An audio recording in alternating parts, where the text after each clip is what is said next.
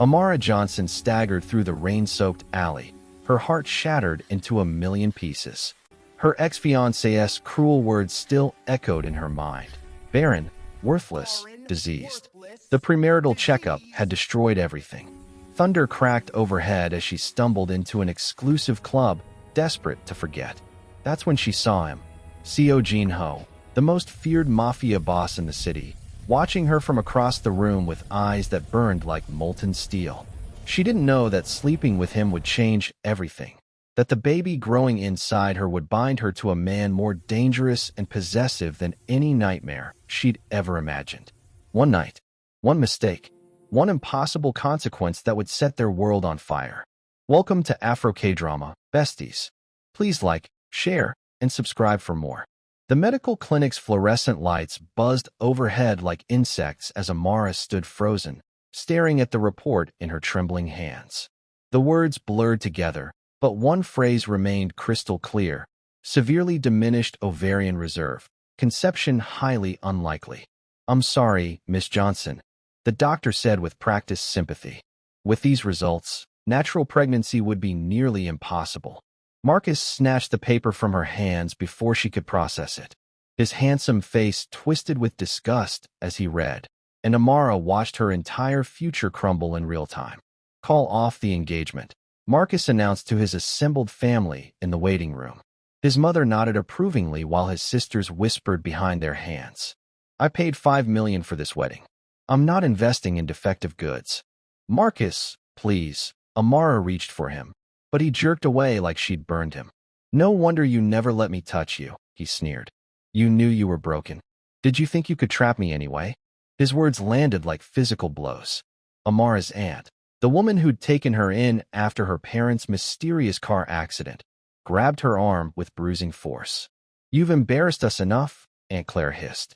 The medical report was supposed to be confidential. Someone switched them deliberately to humiliate our family. But Amara barely heard her. She was too busy watching Marcus wrap his arm around Jessica, her cousin Sophie's best friend, and whisper something that made the other woman giggle. How long had that been going on? 2 hours later, Amara found herself in the darkest corner of Eclipse, an exclusive club she'd never been able to afford before. She'd used her last paycheck to get past the velvet ropes, desperate to drown her humiliation in overpriced alcohol.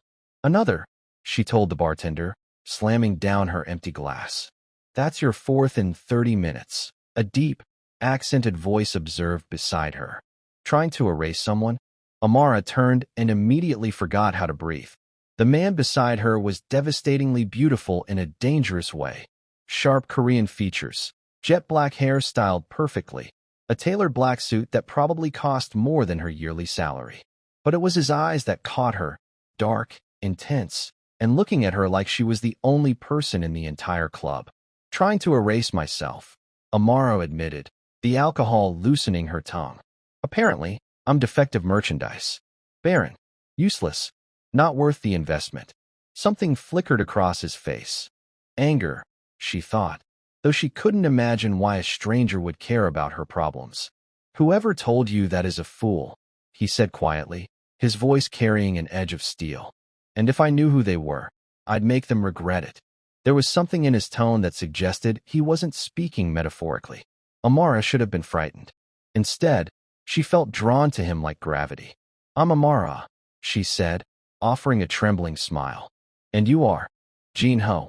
He didn't offer a last name, but the bartender had gone pale the moment he'd sat down, and Amara noticed how everyone in the club seemed to give them a wide berth.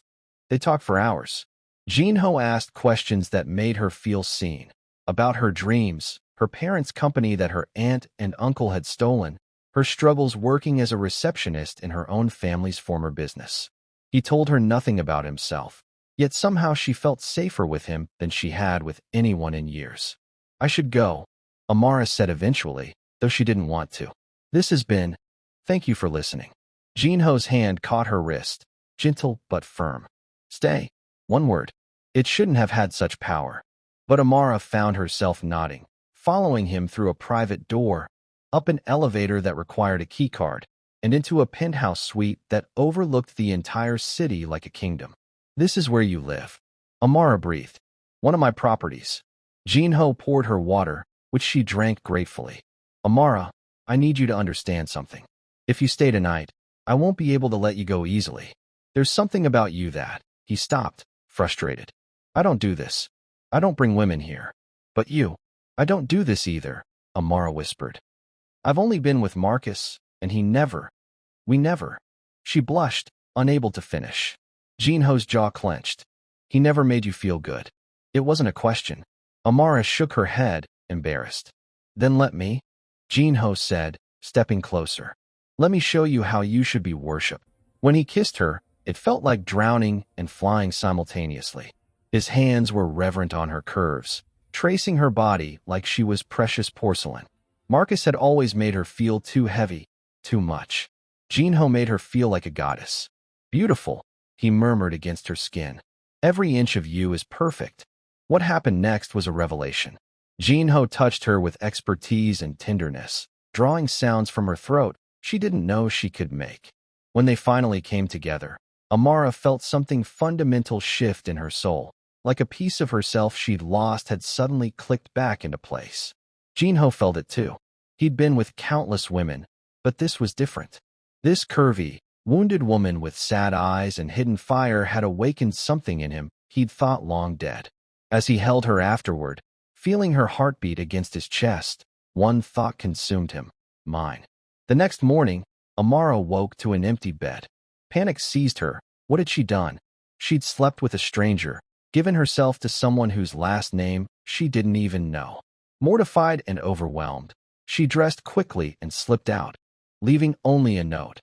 Thank you for helping me forget. Hey.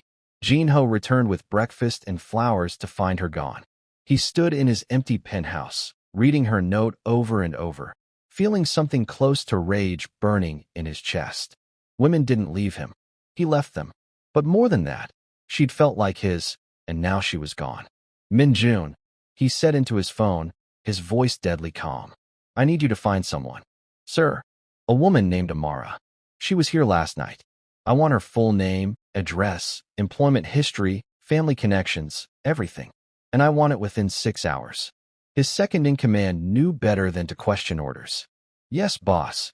Jin-ho stood at his window, staring out at the city. Somewhere out there was the woman who'd made him feel alive for the first time in his 32 years. And he would find her. 3 weeks later, Amara knelt on her bathroom floor, staring at 5 positive pregnancy tests lined up on the counter like an accusation. Impossible. The doctors had said she was infertile. The test had been clear. Unless the test had been wrong. Or switched. Or… Her phone rang. Aunt Claire's name flashed on the screen. You need to come home immediately, her aunt said without preamble. We need to discuss your future. Amara's stomach sank. Nothing good ever came from those words. At the Chun family mansion, the home that should have been hers, she found her aunt, uncle, and cousin Sophie waiting with matching expressions of false sympathy. We've found you a husband, Uncle Robert announced. Mr. Wong from Wong Industries. He's willing to overlook your condition for a mere 30 million. 30 million? Amara repeated, stunned. For the betrayal gift, Sophie added sweetly. He's 50 and has a reputation for being particular with his wives. But beggars can't be choosers, right, cousin?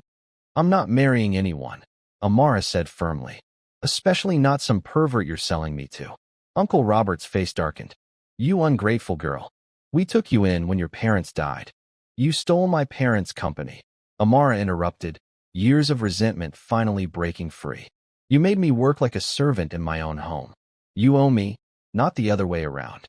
How dare you? Aunt Claire raised her hand to strike, but Amara caught her wrist. I'm done being your victim, Amara said coldly. And by the way, I'm pregnant.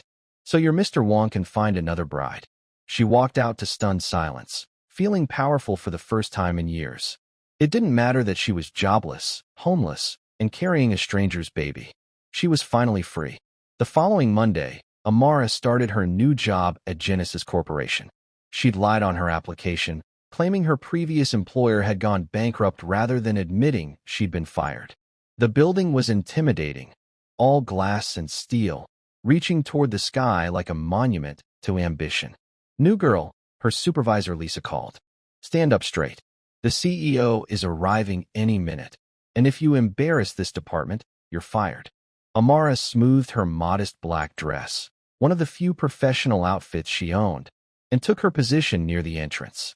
The other receptionists were whispering excitedly, but she couldn't make out the words.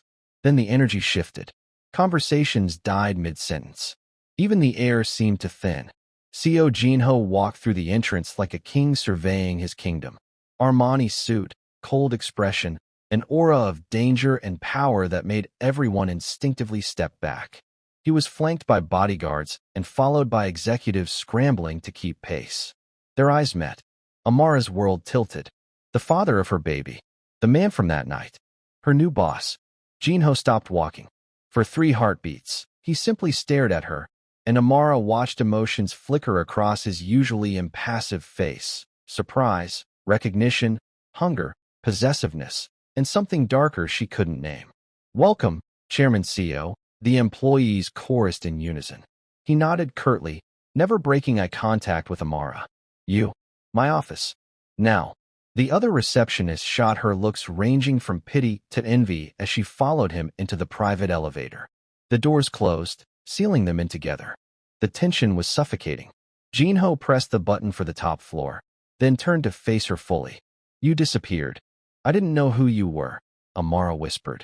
I needed this job. I didn't know. I searched for you for 3 weeks. Jin-ho interrupted, his voice dangerously soft. Every day, every night. Do you have any idea what that did to me? I'm sorry. Don't. He stepped closer, and Amara's back hit the elevator wall. Don't apologize for making me feel something real for the first time in my life. Don't apologize for running from me like I was a nightmare instead of. He stopped, jaw clenching. Instead of what? Amara asked breathlessly. Instead of the man who would burn this entire city down to keep you safe. The elevator dinged, breaking the moment. Jin-ho's office was enormous. Floor-to-ceiling windows, expensive artwork, furniture that probably cost more than her car. He moved to his desk and pulled out a folder. Genesis Corporation requires all new employees to undergo comprehensive health screening, he said formally, though his eyes burned with intensity. Your results came across my desk this morning. Amara's blood turned to ice. Jin-ho, you're pregnant. It wasn't a question. 8 weeks. Which means, it's yours, Amara confirmed, her voice barely audible. But I don't expect anything. The doctor said I was infertile, so this is, I don't know what this is. But I won't trap you. Trap me. Jin-ho laughed, though there was no humor in it. Amara, you don't understand. I've been searching for you. I've had every resource at my disposal, trying to find the woman who walked out of my life, like I meant nothing. You don't know me, Amara protested weakly. Then let me. He moved around the desk, cupping her face with surprising gentleness. Marry me. What? Marry me, Jin-ho repeated. Not because of the baby. Not because you need protection, though you do, more than you realize. Marry me because that night meant something. Because I felt it, and I know you felt it too. This is insane, Amara breathed. We had one night together. One night that changed everything. His thumb brushed her cheekbone. I'm not a good man, Amara. I've done things that would make you run screaming. But with you, you make me want to be better. You make me feel human. Before she could respond, his phone rang. Jin-ho answered with visible irritation. What? Boss, your mother is on her way up. Min-jun's voice came through. She heard about. The office doors burst open, and an elegant Korean woman swept in, followed by staff carrying boxes of gifts. Madam CEO took one look at Amara and burst into tears of joy. Finally, she exclaimed in accented English. My son brings a woman to his office. And pregnant. Oh, thank the heavens. Mom. Jin-ho began, but his mother was already embracing Amara. You beautiful girl, you've done what no other woman could. You've given my son a reason to settle down. These gifts are nothing compared to what you deserve. For the next hour, Amara watched in stunned silence as staff brought in jewelry, designer clothes, car keys, and even property deeds. Madam CEO explained each gift with enthusiasm while Jin-ho watched with fond exasperation. Mom's been trying to marry me off for years, he explained later, after his mother finally left. She thinks I'm going to die alone and childless. This is too much, Amara protested, looking at the pile of gifts. I can't accept. You can, and you will. Jin-ho pulled her against him.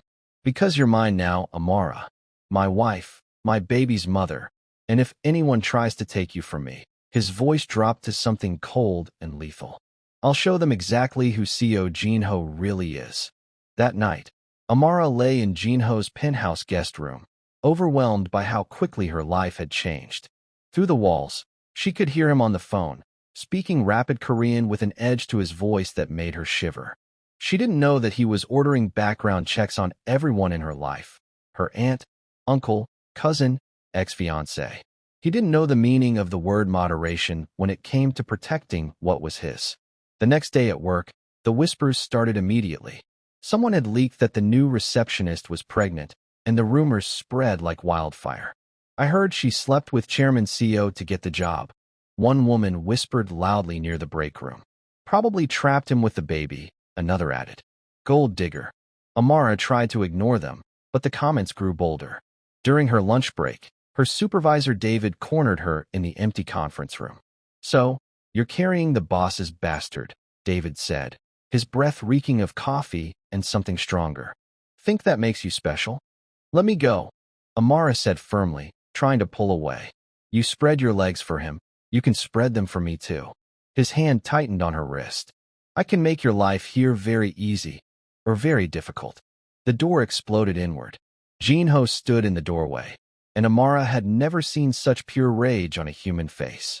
In 3 strides, he'd grabbed David by the throat and slammed him against the wall with enough force to crack the plaster. I'm going to say this once, Jin-ho said with deadly calm. You touched my wife. You threatened my child. Give me one reason I shouldn't kill you right now. Jin-ho, don't. Amara started, but he held up a hand. One reason. He repeated, his grip tightening. David's face was turning purple. I am sorry, David choked out. I didn't know. You didn't need to know she was mine to know this was wrong. Jin-ho released him, letting David crumple to the floor. Security will escort you out. If I ever see you within 100 yards of this building or my wife again, they won't find your body. David scrambled out, and Jin-ho immediately turned to Amara, his hands running over her arms, checking for injuries. Did he hurt you? The baby. We're fine, Amara assured him, though her hands were shaking. You didn't have to. Yes, I did. Jin-ho's voice was firm. And I'm not finished. An hour later, every employee in Genesis Corporation was assembled in the main conference hall. Jin-ho stood at the front, his arm possessively around Amara's waist. I'm making an announcement, he said, his voice carrying easily through the silent room. This is Amara Johnson, soon to be Amara CEO. She is my wife and the mother of my child. Anyone who disrespects her disrespects me. Anyone who touches her signs their own death warrant. Anyone who spreads rumors about her will find themselves unemployed and unemployable. Is that understood? The room erupted in shocked whispers and frantic nods. Amara felt her face burning, but Jin-ho's hold never wavered. One more thing, he added. Human Resources will be conducting a full review of workplace harassment policies. This company will be a place where my wife feels safe, or heads will roll. Literally, in some cases. His second-in-command, Min-jun, coughed to cover a laugh. That evening, as they drove back to Jin-ho's penthouse, Amara finally found her voice. You can't threaten to kill people every time someone bothers me. Watch me, Jin-ho replied calmly. You're carrying my child, Amara.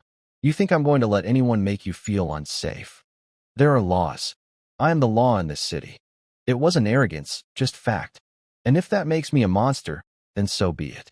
But you and our baby will be protected.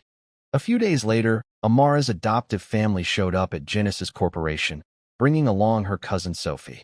They'd somehow gotten past security and were causing a scene in the lobby. Where is she? Uncle Robert bellowed. Where's that ungrateful girl? Amara appeared on the stairs, and her uncle's face twisted with fury. You've been hiding behind your rich lover instead of helping your family. You're not my family, Amara said coldly. You stole my inheritance, worked me like a servant, and tried to sell me to a pervert. I owe you nothing. Aunt Claire grabbed her arm roughly. We raised you. Everything you have, you owe to us. Jin-ho materialized beside them like a shadow, his hand catching Aunt Claire's wrist with crushing force. "Remove your hand from my wife. Now." "Wife?" Sophie screeched. "She's pregnant with some bastard, and you married her? Are you insane?" "The baby is mine," Jin-ho said with dangerous calm. "And if you ever speak about my child that way again, you'll regret it." Within the week, the Chun family's business empire crumbled. Jin-ho systematically destroyed every connection they had, called in every debt, and bought out every investor. When they tried to fight back legally, his lawyers buried them in paperwork. "You didn't have to destroy them," Amara said quietly one night. "They tried to sell you like cattle." Jin-ho pulled her against him. "They worked you until you collapsed. They stole your birthright. Tell me honestly, do you feel bad for them?" Amara thought about years of emotional abuse, casual cruelty, being treated like she was worthless.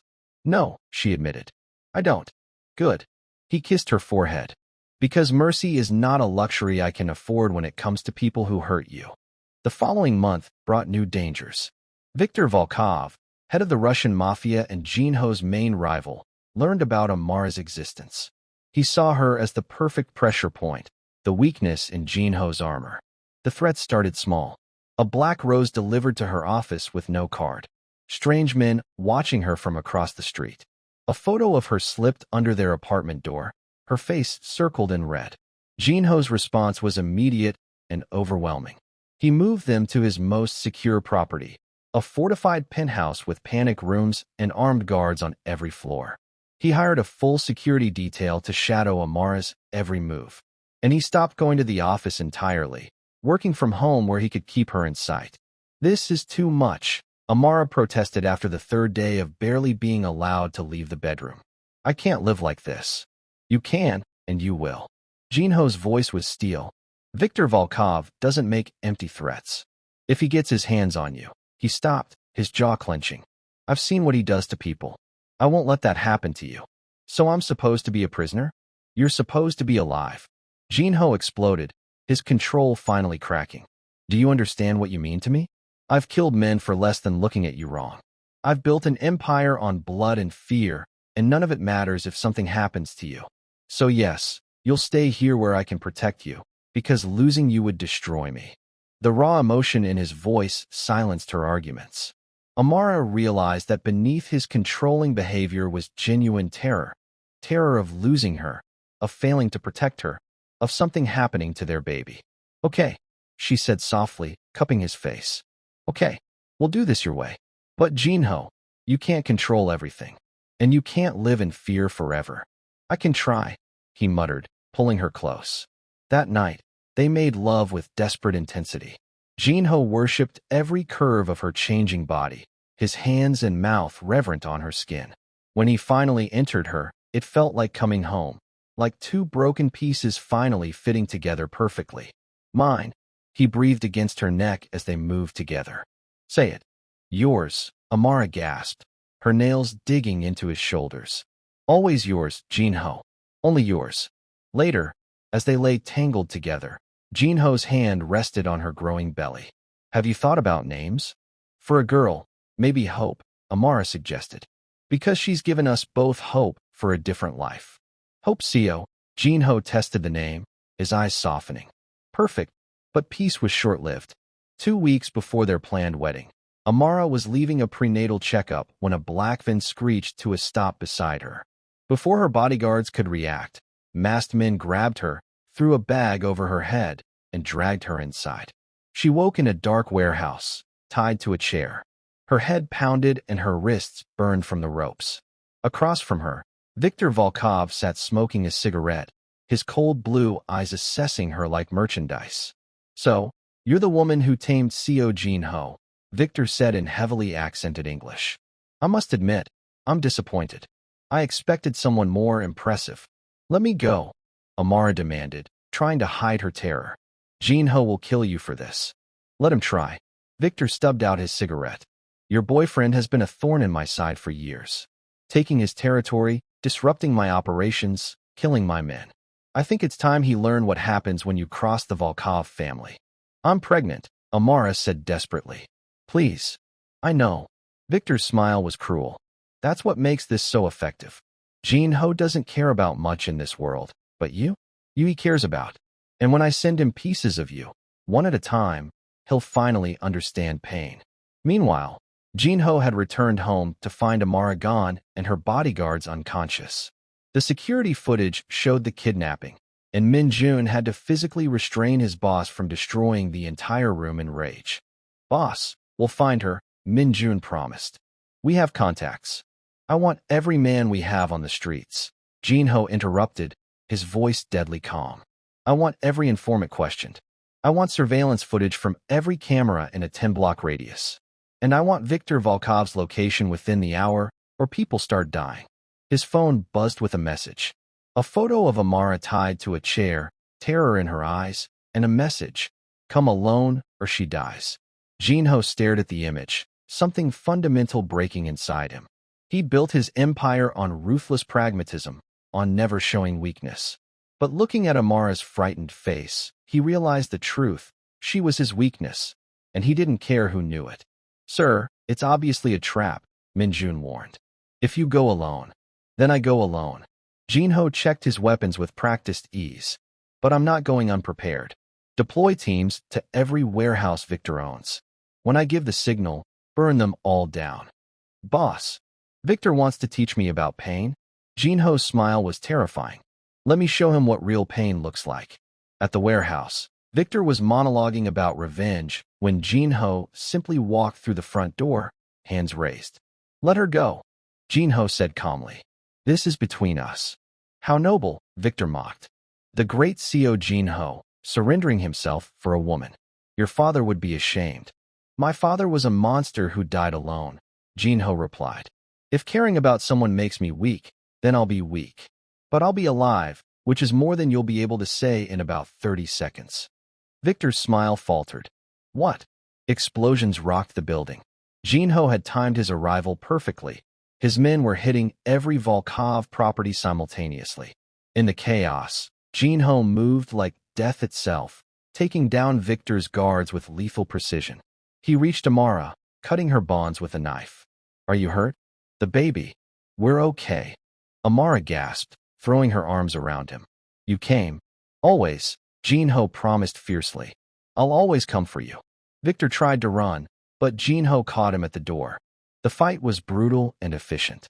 Jin-ho beat Victor bloody, every punch fueled by the terror of nearly losing Amara. "Next time you want to hurt me," Jin-ho said, standing over Victor's broken body, "remember this moment. Remember how it feels to lose everything. Because that's what I'll do to anyone who touches her." He didn't kill Victor. Death would have been too merciful. Instead, Jin-ho left him alive but broken, a message to every criminal in the city. Amara Seo was untouchable. Their wedding was held 3 weeks later in a private estate, surrounded by enough security to protect a president. Amara walked down the aisle in a stunning white gown designed to accommodate her growing belly, and when Jin-ho saw her, tears actually slipped down his cheeks. "You're everything," he whispered when she reached him. "Everything I never knew I needed." The ceremony was beautiful, a blend of Korean and Western traditions. They exchanged vows under cherry blossoms, promising to love each other through danger, chaos, and whatever storms lay ahead. "I, Seo Jin-ho, promise to protect you, cherish you, and love you for the rest of my life," Jin-ho said, his voice thick with emotion. "You took my darkness and brought light. You made me believe in something beyond power and control. You made me believe in love. I, Amara Johnson, promise to stand beside you, support you, and love you unconditionally." Amara replied through happy tears. "You showed me I was never broken. I was just waiting for the right person to make me whole." When Jin-ho kissed her, the assembled guests erupted in applause. Madame Seo was sobbing openly, overwhelmed with joy. Even Min-jun, normally stoic, was smiling. 6 months later, Amara went into labor 3 weeks early. Jin-ho transformed from powerful mafia boss to panicked, expectant father in seconds, pacing the hospital waiting room and threatening the medical staff if anything went wrong. "Sir, you need to calm down," a brave nurse said. "Your wife is doing fine, but you're scaring the other patients." "My wife is in pain," Jin-ho growled. Nothing is fine until I know she's safe. When they finally allowed him into the delivery room, Jin-ho held Amara's hand through every contraction, whispering encouragement and love. And when their daughter was born, a perfect baby girl with Amara's warm brown eyes and Jin-ho's determination, he wept openly. She's perfect, he breathed, cradling Hope carefully.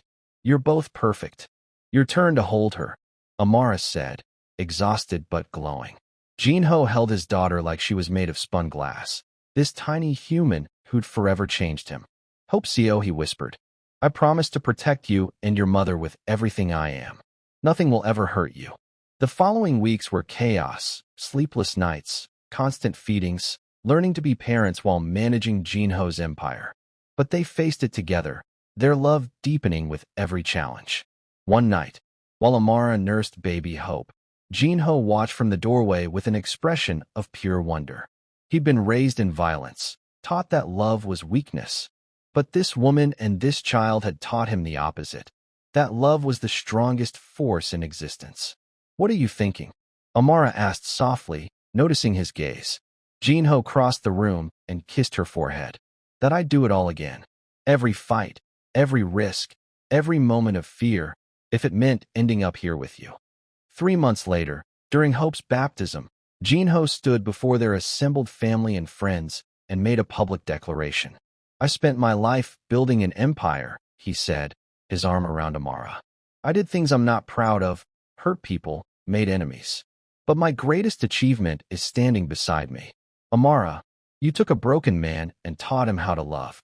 You took my darkness and brought light. Everything I am, everything I have, it's yours. Forever. There wasn't a dry eye in the room. That night, as they put Hope to bed together, Amara reflected on the impossible journey that had brought them here. From that desperate night in a club to this moment of perfect happiness, it seemed like a dream. What are you thinking?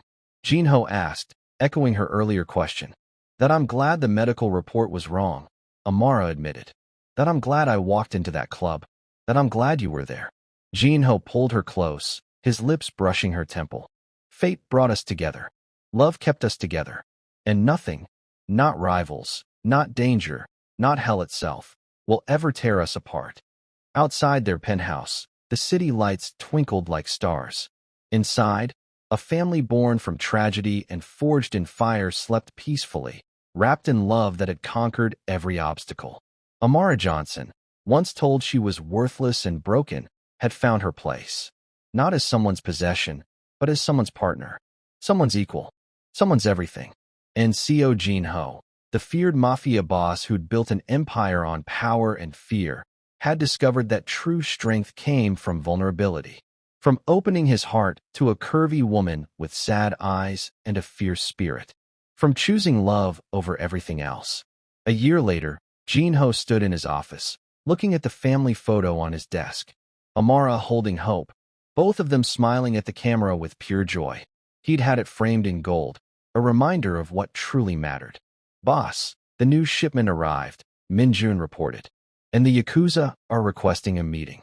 Schedule it for next week, Jin-ho replied, still looking at the photo. Tonight is Hope's first birthday. Nothing is more important than that. Min-jun smiled. You've changed, boss. Yes, Jin-ho agreed. I used to think power was everything. Now I know better. Love is power. Family is power. And I'm the luckiest man alive because I have both. That evening, at Hope's birthday party, Amara watched her husband play with their daughter, his scary reputation completely forgotten as he made silly faces and baby sounds. This was the real Seo Jin-ho, the man behind the monster, the loving father and devoted husband. You look happy, Madame Seo said, joining her. My son chose well. I think we chose each other, Amara replied with a smile. I'm just grateful we found each other when we did. You saved him, you know, Madame Seo said quietly. Before you, Jin-ho was becoming exactly like his father. Cold, ruthless, empty inside. You gave him a reason to be human again. Amara squeezed her mother-in-law's hand, touched by the words. Across the room, Jin-ho caught her eye and winked, making her heart flutter the same way it had that first night in the club. Happy birthday to you, everyone sang as they brought out an elaborate cake shaped like a teddy bear. Hope squealed with delight, her little hands reaching for the frosting. Jin-ho lifted their daughter carefully, helping her blow out the single candle. "Make a wish, little one," he whispered, though Daddy's already gotten everything he could ever want. Later that night, after all the guests had left and Hope was asleep, Amara found Jin-ho on the balcony, staring out at the city he ruled. "Penny for your thoughts?" she asked, wrapping her arms around him from behind. "I was just thinking about how different my life could have been," Jin-ho admitted. "If you hadn't walked into that club, if I hadn't been there that night, if you hadn't gotten pregnant despite what the doctors said." "Fate works in mysterious ways," Amara murmured. "Or maybe," Jin-ho turned to face her, pulling her close, "maybe we were always meant to find each other. Two broken people who needed each other to become whole." He kissed her then, slow and deep, pouring all his love into the gesture. When they finally pulled apart, both were breathless.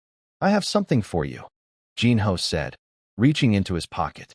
He pulled out a velvet box, and Amara's eyes widened. "Jin-ho, you've already given me so much." "Open it," he insisted. Inside was a stunning diamond necklace with a pendant shaped like a heart. But it was the inscription that made Amara's eyes well with tears. "You are my hope, my heart, my everything. Forever yours, Jay." "It's beautiful," she whispered. "Not as beautiful as you."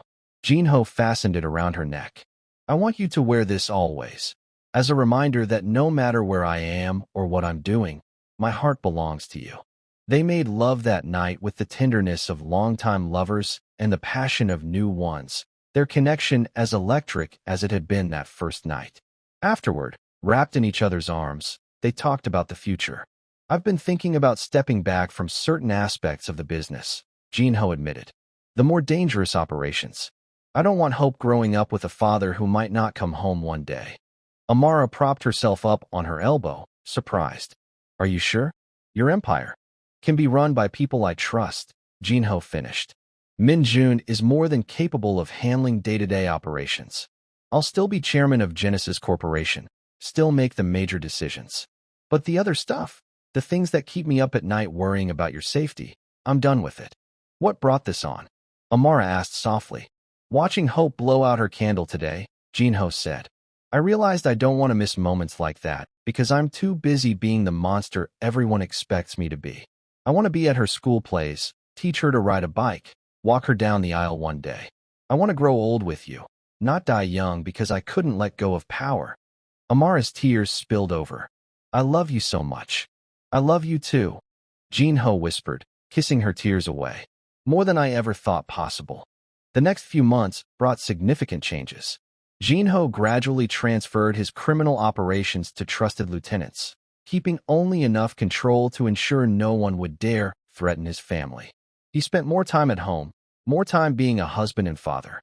Genesis Corporation thrived under his leadership, the legitimate business side growing exponentially. Amara returned to work part-time, now as a junior executive rather than a receptionist. Jin-ho had offered to make her a vice president, but she'd insisted on earning her position. "I don't want anyone saying I only got promoted because I'm sleeping with the boss," she told him firmly. "You're not sleeping with the boss, you're married to him," Jin-ho had argued. "There's a difference. Still, I want to prove myself." And she did. Amara worked hard, came up with innovative marketing strategies, and earned the respect of her colleagues through competence rather than intimidation. Jin-ho watched her flourish with pride, loving how she refused to be defined by their relationship. One afternoon, about 18 months after Hope's birth, Amara was in a meeting when she suddenly felt dizzy. She excused herself and barely made it to the bathroom before vomiting.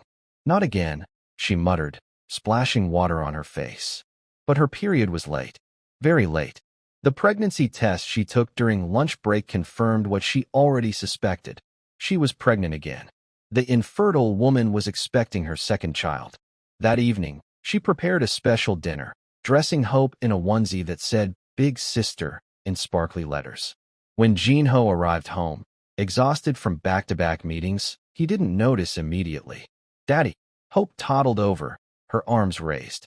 Jin-ho scooped her up, kissing her chubby cheeks. "There's my princess. Were you good for Mommy today?"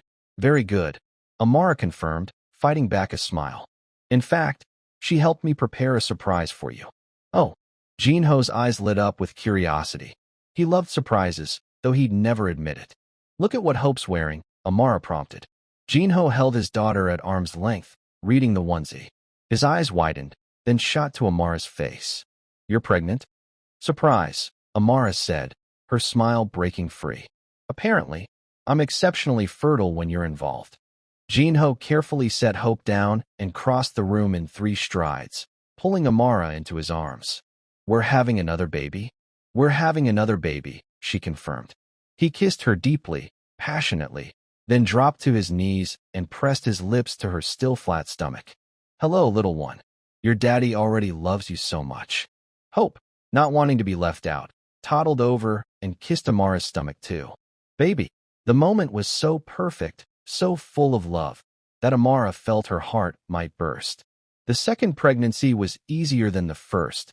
No morning sickness, no complications, just the normal discomforts of carrying a child. Jin-ho was even more protective this time around, having learned from experience. I'm pregnant, not made of glass, Amara protested when he insisted on carrying her up the stairs. Humor me, Jin-ho replied. I like taking care of you. 7 months into her pregnancy, disaster struck. Amara's uncle Robert, bitter and desperate after losing everything, hired men to kidnap Hope from her daycare. The call came while Jin-ho was in a board meeting. Sir, Hope is missing, Min Jun said urgently. Security footage shows Robert Chun and 2 other men taking her. Jin-ho's world stopped. Everything, his empire, his wealth, his power, meant nothing compared to his daughter's safety. He was out of the building in seconds, Min Jun struggling to keep up. Get every man we have on this, Jin-ho ordered, his voice ice-cold with fury. And find Robert Chun. When I get my hands on him, he'll beg for death. Amara was hysterical when Jin-ho reached home. Our baby, she sobbed. He took our baby. I'll get her back, Jin-ho promised, holding her close despite his own terror. I swear on my life, I'll bring Hope home. I'm coming with you, Amara insisted. You're 7 months pregnant. She's my daughter. Amara's voice cracked. I'm not sitting here doing nothing while she's out there scared and alone. Either I come with you, or I go alone. Choose. Jin-ho recognized the steel in her voice. Fine, but you stay in the car with bodyguards. Understood. Within 2 hours, Jin-ho's network had located Robert Chun. He was holed up in an abandoned factory on the outskirts of the city, clearly not expecting to be found so quickly. I want Hope back unharmed, or Robert dies slowly, Jin-ho told his men. No negotiation. No mercy. They stormed the factory like an invading army. Robert's hired thugs were no match for Jin-ho's trained operatives. Jin-ho himself led the charge, moving through the building with lethal precision. He found Hope in a back room, crying but unharmed. The moment she saw her father, she reached for him with a wail. Daddy, I've got you, princess, Jin-ho whispered, holding her close. Daddy's here. You're safe now. Robert tried to run but didn't make it 10 feet before Jin-ho caught him. The beating was savage, Jin-ho channeling every ounce of fear and rage into his fists. You took my daughter, Jin-ho said with deadly calm, even as he broke Robert's ribs. You terrorized an innocent child because you're too weak to accept the consequences of your own actions. Please, Robert begged. I just wanted money. You wanted revenge, Jin-ho corrected. You wanted to hurt Amara through our daughter. That was your last mistake. He didn't kill Robert. That would have been too quick. Instead, Jin-ho ensured he'd spend the rest of his life in prison, in a cell block controlled by Jin-ho's people. Robert would never know a moment's peace. When Jin-ho returned to the car with Hope, Amara burst into tears of relief. Baby girl, oh my baby girl. Hope clung to both parents, her tears soaking Jin-ho's shirt. Scared, Daddy. Bad man scared. I know, princess, Jin-ho murmured, his own eyes wet. But you're safe now. Daddy will never let anyone hurt you again. That night, after Hope finally fell asleep between them, Jin-ho held Amara close. I'm sorry, he whispered. This is my fault. My past, my enemies. Stop, Amara interrupted firmly. This is Robert's fault. Your fault is building a life where our daughter is loved and protected. Your fault is being an amazing father and husband. Don't take responsibility for other people's evil. I love you. Jin-ho said, his voice breaking. I love you and our children more than anything. I know, Amara replied. That's why we're going to be okay. 2 months later, Amara gave birth to a healthy baby boy. They named him Daniel, a name meaning God is my judge, as a reminder that despite the darkness in their past, they chose to live in the light. Jin-ho held his son with the same reverence he'd shown Hope, overwhelmed once again by the miracle of new life. Welcome to the world, Daniel Seo. Your daddy promises to be better than his own father. To show you love, not just power. To teach you that strength comes from protecting those weaker than you, not crushing them. Hope, now almost 3, was fascinated by her baby brother. She insisted on helping with everything, feeding, changing, even singing him lullabies in her off-key toddler voice. Gentle, Hope, Amara instructed as Hope patted Daniel's head. Baby brother is very small. Love baby, Hope declared firmly. Jin-ho watched his family, his wife, his daughter, his son, and felt a peace he'd never thought possible. This was what he'd been fighting for all along. Not territory or money or respect, but this, love, warmth, belonging. 5 years later, Jin-ho stood in Hope's elementary school auditorium, watching his daughter perform in her first school play. She was dressed as a tree, one of many in a forest scene, but to Jin-ho, she was the star of the show. Beside him, Amara held a sleeping Daniel while their youngest, a 2-year-old daughter named Grace, fidgeted in her seat. Daddy, when my turn? Grace whispered loudly. Soon, baby girl, Jin-ho promised, kissing her forehead. When Hope's scene came on, she delivered her one line. I am a tall, strong tree. With such enthusiasm that the audience laughed affectionately. Jin-ho's chest swelled with pride. After the show, Hope ran to them, still wearing her tree costume. Did you see me, Daddy? Did I do good? You were perfect, Jin-ho said, lifting her into his arms despite her protests that she was too big to be carried. The best tree I've ever seen. That night, after all 3 children were in bed, Jin-ho and Amara sat on their balcony, watching the stars. Did you ever imagine this? Amara asked. When we met that night in the club? No, Jin-ho admitted. I imagined a transaction, maybe a brief affair. I never imagined finding my soulmate. Finding home. I thought I was broken, Amara confessed. Defective. Worthless. Marcus convinced me I had nothing to offer. Marcus was a fool, Jin-ho said fiercely. You offered everything. Love, strength, beauty, compassion. You took a man who knew only darkness and taught him about light. You took a monster and showed him how to be human. You were never a monster, Amara corrected. You were just lost. We both were. And now we're found. Jin-ho finished, pulling her close. They sat in comfortable silence, years of love and trust allowing them to communicate without words. Inside, their children slept safely, protected by a father who would die before letting harm come to them, and a mother who'd survived every attempt to break her spirit. Jin-ho, Amara said eventually. Thank you. For what?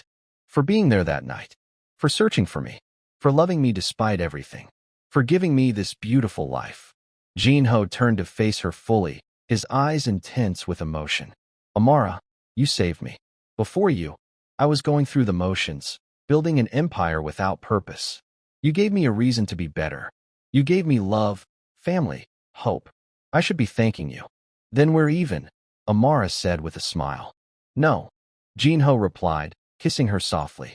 I'll spend the rest of my life trying to deserve you, and I still won't be even. But I'll die trying. As they returned inside, checking on each sleeping child before retiring to their own room, both reflected on the impossible journey that had brought them here. From a premarital checkup that had labeled Amara infertile to 3 beautiful children. From a one-night stand to a love story that had survived kidnappings, mafia wars, and family betrayals. Their story had started with pain, Amara's humiliation, Jin-ho's emptiness, but it had transformed into something beautiful, something worth fighting for, something that proved love could conquer even the darkest circumstances. Years later, at Hope's high school graduation, Jin-ho sat between Amara and his mother, watching his firstborn give the valedictorian speech. Hope had inherited her mother's compassion and her father's determination, becoming a force of nature in her own right. Thank you to my parents, Hope said from the podium, her voice strong and clear. My mother taught me that strength comes from surviving the impossible. My father taught me that love is the greatest power we possess.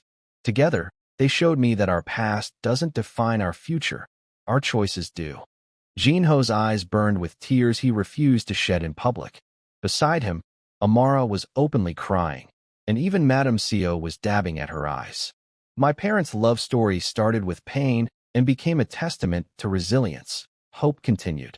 They taught me that broken people can heal each other, that love can survive any storm, and that family, chosen or blood, is everything. I am who I am because of them. The auditorium erupted in applause.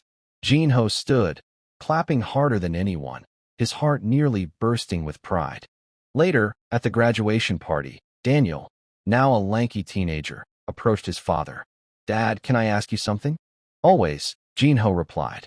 You gave up a lot for us, didn't you? Your empire, your reputation, your power. Jin-ho considered the question carefully. I didn't give up anything, son.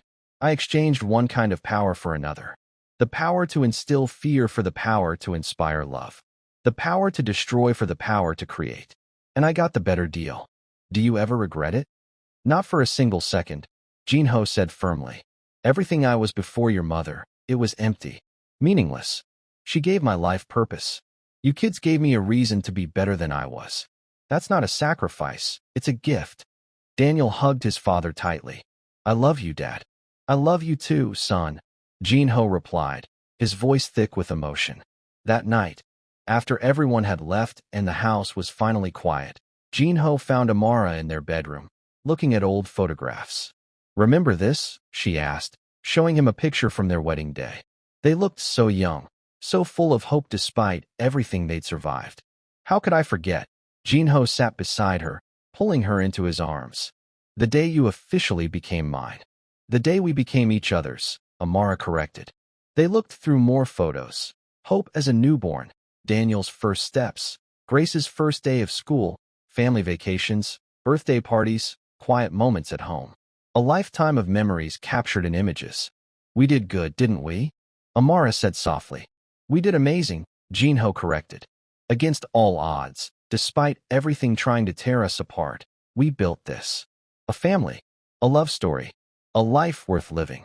I still remember that night in the club, Amara admitted. I was so broken, so desperate to forget. I never imagined that night would be the beginning of everything. I remember watching you walk in, Jin-ho said. Something in my chest shifted, like a lock clicking open. I didn't know it then, but you'd already claimed me. Every part of me, even the dark parts one tried to hide. You never had to hide from me, Amara said, turning to cup his face. I loved all of you. The businessman, the protector, the father, even the dangerous parts you tried to suppress. You're mine, Jin-ho. All of you. He kissed her then, deep and passionate. Decades of love poured into the gesture. When they finally pulled apart, both were breathless. I would choose you again, Jin-ho whispered. In every lifetime, in every universe, in every version of our story, I would always choose you. And I would always choose you, Amara replied. My protector, my partner, my home.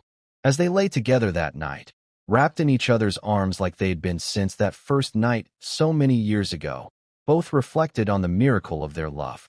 A love that had survived infertility diagnoses, one-night stands, mafia wars, kidnappings, and betrayals. A love that had created 3 incredible humans and countless beautiful memories.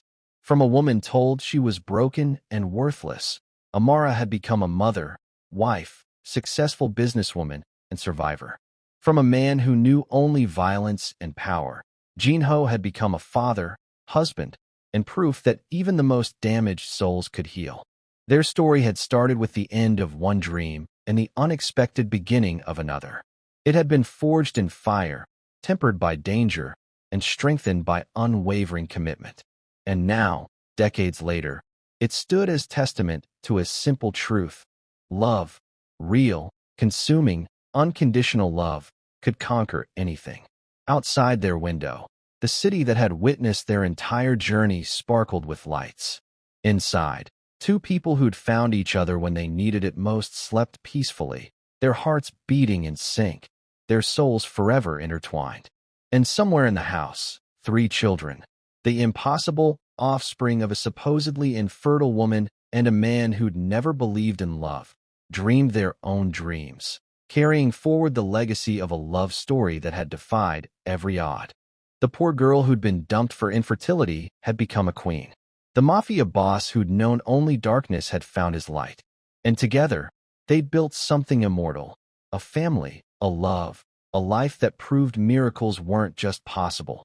They were inevitable when two broken souls chose to heal together. The end. Thank you so much for watching, besties. What was your favorite moment from Jin-ho and Amara's incredible journey? Drop your thoughts in the comments. Should we do a sequel about Hope's own romance? Let us know. Don't forget to smash that like button and subscribe for more addictive, emotional, swoon-worthy K-dramas. We'll see you in the next story. Love you all. Two Hearts sparkles fire.